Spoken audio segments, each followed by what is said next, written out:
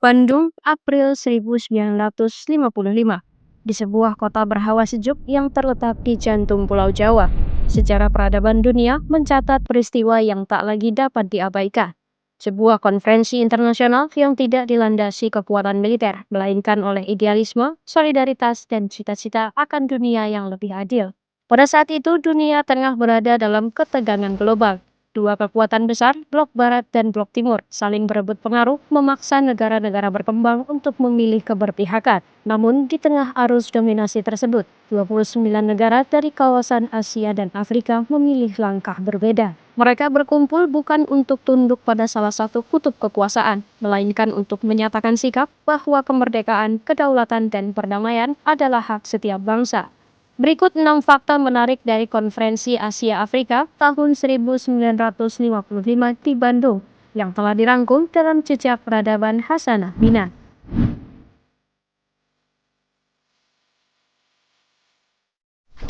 Pertama, usai berakhirnya Perang Dunia II, dunia terbelah menjadi dua kekuatan besar, Amerika Serikat di kubu barat dan Uni Soviet di kubu timur.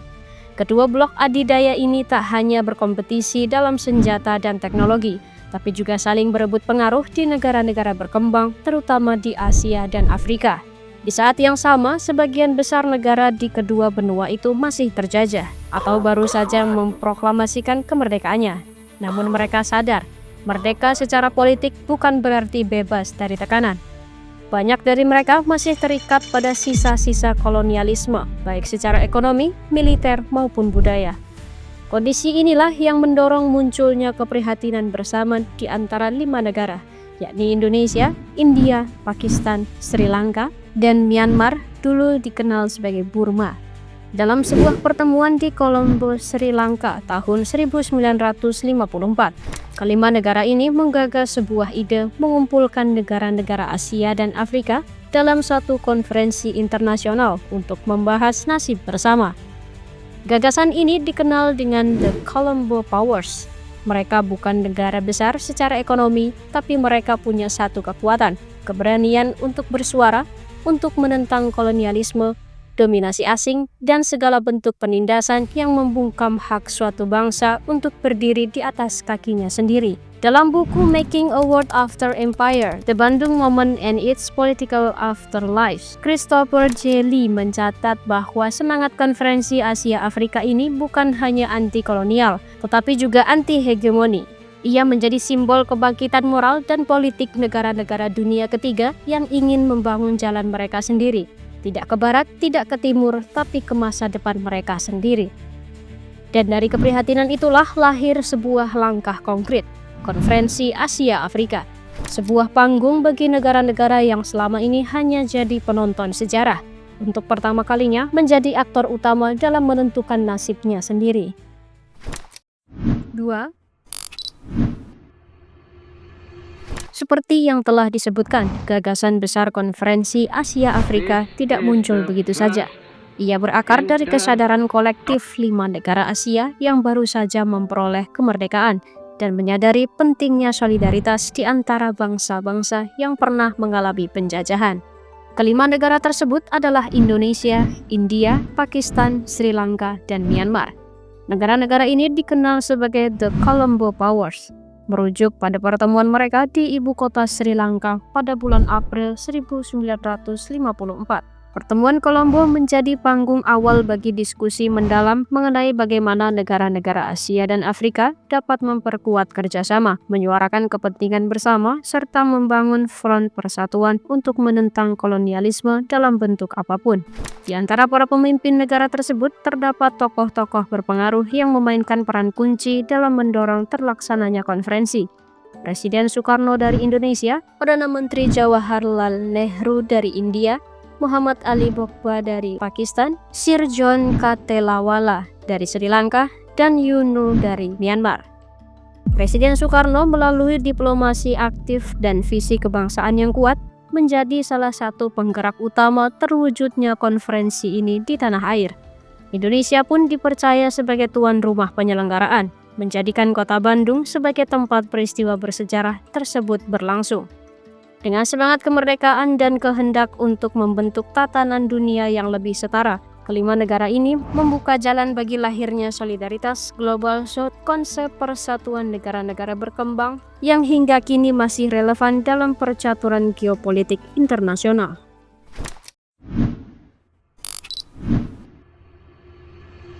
Konferensi Asia Afrika yang digelar pada tanggal 18 hingga 24 April 1955 di Gedung Merdeka, Bandung, bukanlah sekedar seremoni diplomatik. Ia bukan forum basa-basi, melainkan ruang perdebatan yang serius dan penuh makna. Para delegasi datang membawa kepentingan bangsanya masing-masing, namun satu hal yang menyatukan mereka, keinginan untuk bebas dari bayang-bayang kekuasaan asing. Dalam sidang-sidang yang berlangsung selama 1 pekan penuh, berbagai isu krusial dibahas secara terbuka. Mulai dari perjuangan kemerdekaan bangsa-bangsa yang masih terjajah, hingga ancaman dominasi ekonomi dan politik dari negara-negara besar. Perbedaan ideologi dan latar belakang tak terhindarkan, namun semangat kebersamaan berhasil menjadi jembatan. Konferensi ini menghasilkan 10 prinsip dasar dalam hubungan internasional, yang kelak dikenal sebagai Dasar-Sila Bandung. Prinsip-prinsip tersebut menegaskan pentingnya penghormatan terhadap kedaulatan, non-intervensi, penyelesaian damai atas konflik, serta kerjasama antar bangsa berdasarkan kesetaraan dan saling menguntungkan. Dasar-Sila Bandung menjadi landasan moral baru bagi hubungan internasional, khususnya bagi negara-negara yang tidak ingin terjebak dalam polarisasi perang dingin. Ia menjadi suara alternatif, suara dunia ketiga, yang menyuarakan perdamaian, keadilan, dan kemandirian. Direktur Program Hubungan Internasional dan Studi Global di Universitas Texas di Austin, Michael R. Anderson, dalam artikelnya berjudul Imperial and Global Forum, menyatakan Konferensi Asia Afrika 1955 membuka jalan bagi kerjasama negara-negara berkembang dalam memperjuangkan kemerdekaan dan keadilan internasional. Konferensi ini dengan semangat solidaritas yang tercermin dalam Dasar-Sila Bandung menjadi cikal bakal bagi munculnya gerakan non-blok yang semakin memperkuat posisi negara-negara berkembang di panggung global. Dengan demikian, Konferensi Asia Afrika bukan sekedar simbol perlawanan terhadap kolonialisme, melainkan juga platform konkret yang memperjuangkan tatanan dunia yang lebih adil dan seimbang.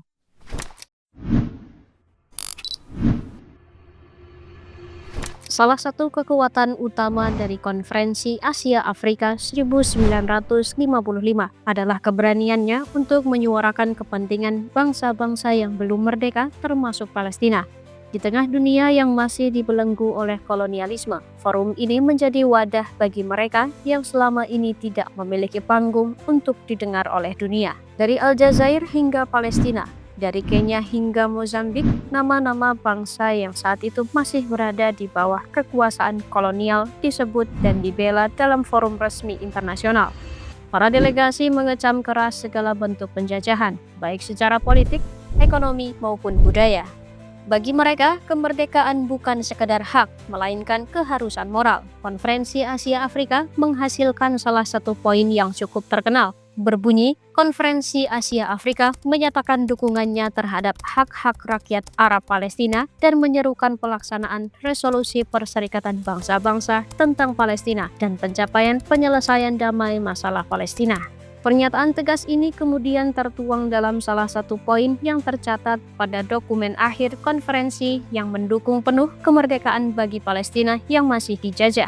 Dalam naskah yang disepakati bersama, para delegasi juga menegaskan penjajahan dalam segala bentuknya adalah kejahatan terhadap kemanusiaan dan harus diakhiri sesegera mungkin. Dengan langkah ini, Konferensi Asia Afrika tidak hanya menjadi ajang pertemuan negara-negara berdaulat, tetapi juga pembela bagi mereka yang belum memiliki negara. Ia menjadi suara kolektif dari selatan dunia yang menantang dominasi dan membela hak asasi bangsa-bangsa yang tertindas. 5. Salah satu warisan paling berpengaruh dari Konferensi Asia Afrika adalah kelahiran semangat yang kemudian menjadi dasar berdirinya gerakan non-blok. Sebuah aliansi internasional yang lahir bukan dari kekuatan militer atau ekonomi, melainkan dari kesamaan nasib, cita-cita, dan kehendak untuk bebas menentukan arah masa depan. Gerakan non-blok resmi dibentuk pada tahun 1961 dalam konferensi Pokrat di Yugoslavia. Namun benihnya telah ditanam di Bandung 6 tahun sebelumnya ketika negara-negara Asia dan Afrika menyatakan sikap untuk tidak terlibat dalam ketegangan Blok Barat dan Blok Timur. Prinsip utama gerakan non-blok seperti kedaulatan, non-intervensi, kesetaraan, dan perdamaian dunia sejatinya merupakan perluasan dari Dasar-Sila Bandung. Gagasan ini menjadi alternatif strategis bagi negara-negara berkembang agar tidak menjadi korban perebutan pengaruh dalam Perang Dingin. Tokoh-tokoh sentral seperti Presiden Soekarno dari Indonesia, Josip Broz Tito dari Yugoslavia, Jawaharlal Nehru dari India, Gamal Abdel Nasir dari Mesir, dan Kwame Nkrumah dari Ghana menjadi pelopor gerakan non-blok. Mereka adalah pemimpin-pemimpin dari berbagai kawasan, namun disatukan oleh visi dunia yang merdeka dari tekanan kekuatan besar. Gerakan non-blok kemudian tumbuh menjadi salah satu organisasi internasional terbesar setelah Perserikatan Bangsa-Bangsa. Pada puncaknya, ia menghimpun lebih dari 120 negara anggota. Dengan 27 negara pengamat, sebuah bukti bahwa suara negara-negara berkembang mampu menjadi kekuatan global yang diperhitungkan. Dan semua itu berawal dari Bandung, dari semangat Konferensi Asia Afrika yang menolak dikotomi dunia dan mengusulkan jalan ketiga, jalan kemandirian, martabat, dan solidaritas antar bangsa.